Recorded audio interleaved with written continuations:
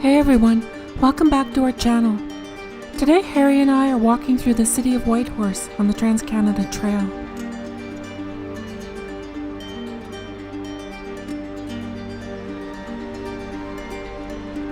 This place is way up in northern Canada's Yukon territory, and to get here, Harry and I have walked past miles and miles of meadows where hundreds of bison, bears, and other large, hairy, and beautiful but fearsome creatures graze.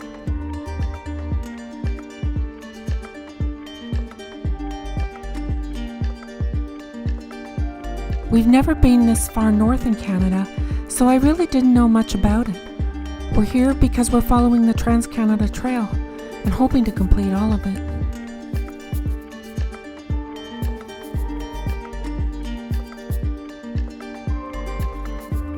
So here's a quick look at Whitehorse.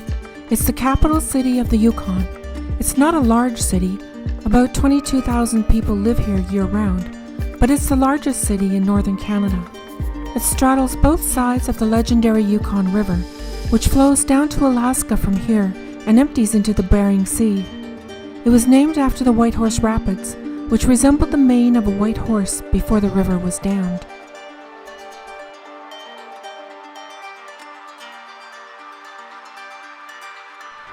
So our walk is on the Whitehorse Millennium Trail, which mostly follows along the Yukon River, but it doesn't go through the downtown, and we're going to stick to the Canadian Trail since 28,000 kilometers is already a pretty long walk.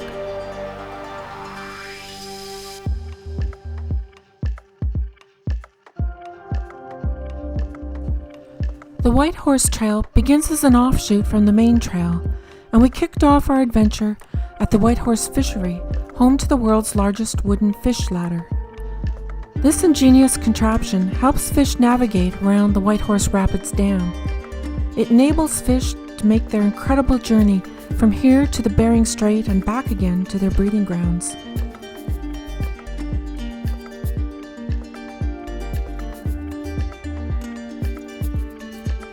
The salmon migration from the Bering Sea all the way to Whitehorse is the longest in the world, at nearly 2,000 miles. It takes them 3 months, and they don't eat along the way. A live cam operates in the summer to allow people from around the world to watch the fish. I'll post a link at the end to a video of the fish swimming up the ladder.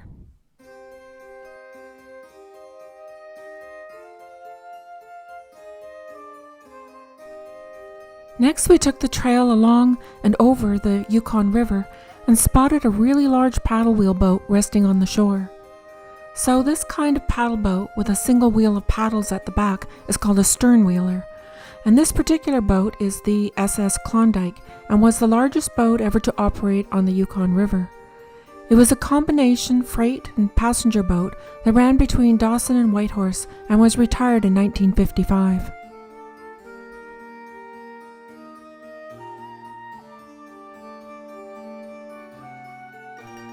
This summer, that's in 2023, the boat is closed for renovations, but next year it will reopen for guided tours on dry land.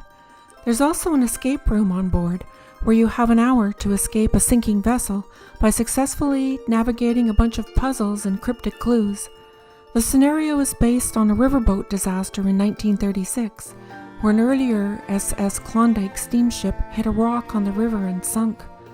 The escape room actually sounds really fun, and I would definitely do this.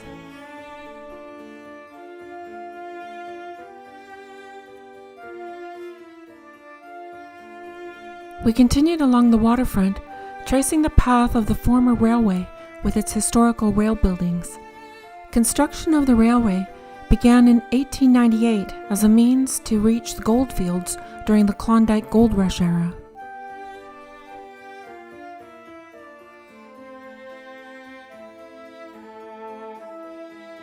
Before the train, the way to get to the gold was to start from the Pacific Ocean and take a boat to Skagway, Alaska. From there, the prospectors had to hike, lugging all their gear over the treacherous mountains crossing into Canada, towards Dawson City. From Dawson, they could travel back and forth to Whitehorse on the Yukon River by boat. An estimated 100,000 people tried to reach the Klondike goldfields, of whom only around 30,000 to 40,000 eventually did. Most either turned back or died. Those that made it to the goldfields found few opportunities, and most left disappointed.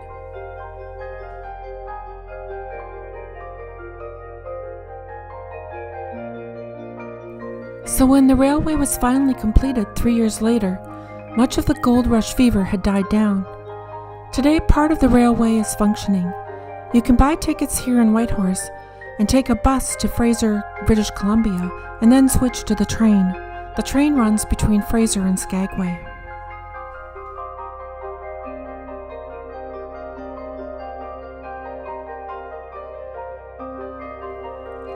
The Millennium Trail is 22 kilometers long. At about the halfway point, it leaves the Yukon River and heads into the hills. It weaves through green spaces and along roads and neighborhoods.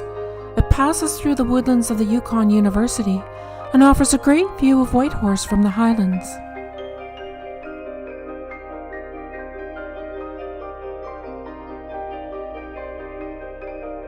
I have to admit I didn't cross paths with any of the magnificent wildlife that had become our road companions since Fort Nelson, and I actually missed it. I did spot a pair of massive ravens, but they kept their distance.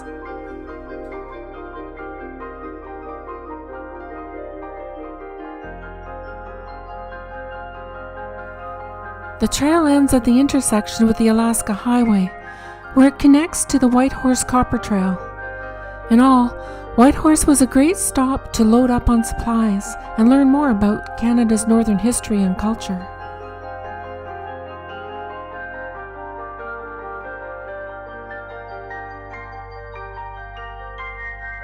So there you have it. Next we'll be continuing northwest towards Dawson City, and I'm looking forward to being surrounded by the woodlands again. And remember, if you haven't already, hit that subscribe button, give us a thumbs up, and share our journey with your fellow adventurers. Until next time, happy hiking, and I will see you all again very soon.